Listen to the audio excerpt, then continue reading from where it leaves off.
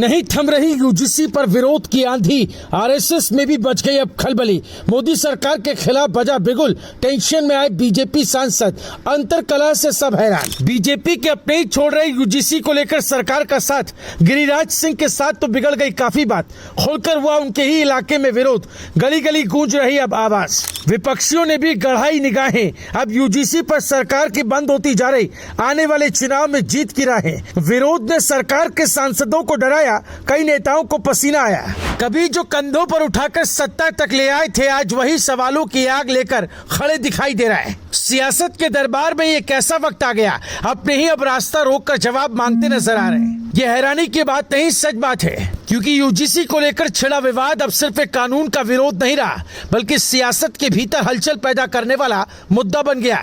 BJP का सबसे मजबूत कैडर वोटर माना जाने वाला सवर्ण समाज अब इस कानून को लेकर खोलकर नाराजगी जता रहा है। बेगूसराय में केंद्रीय मंत्री और सांसद गिरिराज सिंह के काफिले का घेराव इस नाराजगी की सबसे बड़ी तस्वीर बनकर सामने आया।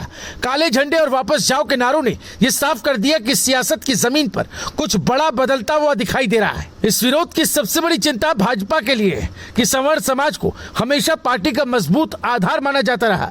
यही वो वर्ग है जिसने चुनाव में बीजेपी के लिए कैडर वोटर की भूमिका निभाई।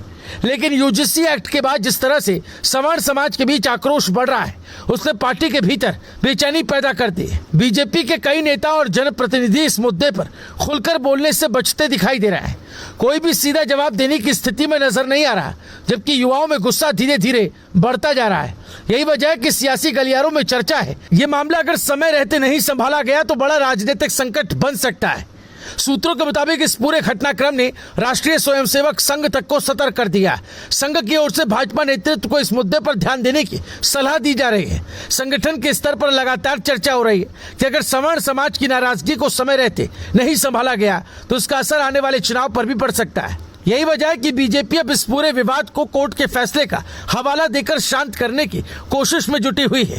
नेताओं को ये समझाया जा रहा है कि मामला न्यायालय में है और अंतिम फैसला आने का इंतजार करना चाहिए। बीजेपी की रणनीति अब यह है कि इस विरोध को आंधी बनने से पहले ही रोका जाए। इसके लिए पार्टी अपनी सोशल इंजीनियरिंग को और मजबूत करने की तैयारी में जुट गई है।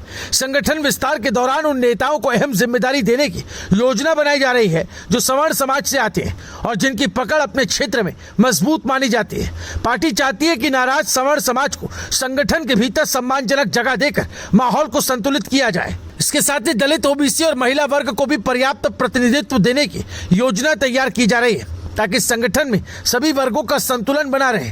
इसी रणनीति के तहत बीजेपी ने अपने कई वरिष्ठ नेताओं को जिला पर्यवेक्षक के रूप में मैदान में उतार दिया।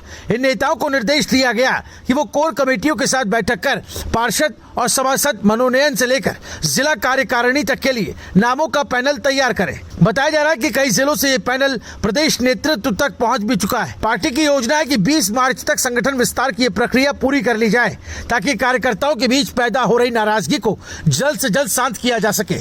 लेकिन सवाल अब भी वही है जो सियासत के गलियारों से गूंज रहा है, क्या यूजीसी को लेकर उठी ये आवाज सिर्फ एक अस्थायी विरोध है या फिर बीजेपी के मजबूत माने जाने वाले कैडर वोटर के भीतर पनप रही गहरी नाराजगी का संकेत? क्योंकि बेगूसराय में गिरिराज सिंह के खिलाफ जो विरोध सामने आया, उसने दिखा दिया कि अगर नाराजगी बढ़ी तो वो सड़कों तक पहुंच सकती है। यही वजह है कि बीजेपी और संघ दोनों इस मुद्दे पर नजर बनाए हुए और कोशिश कर रहे हैं ये विरोध किसी बड़े सियासी तूफान में तब्दील न हो जाए। Bureau report, news live TV.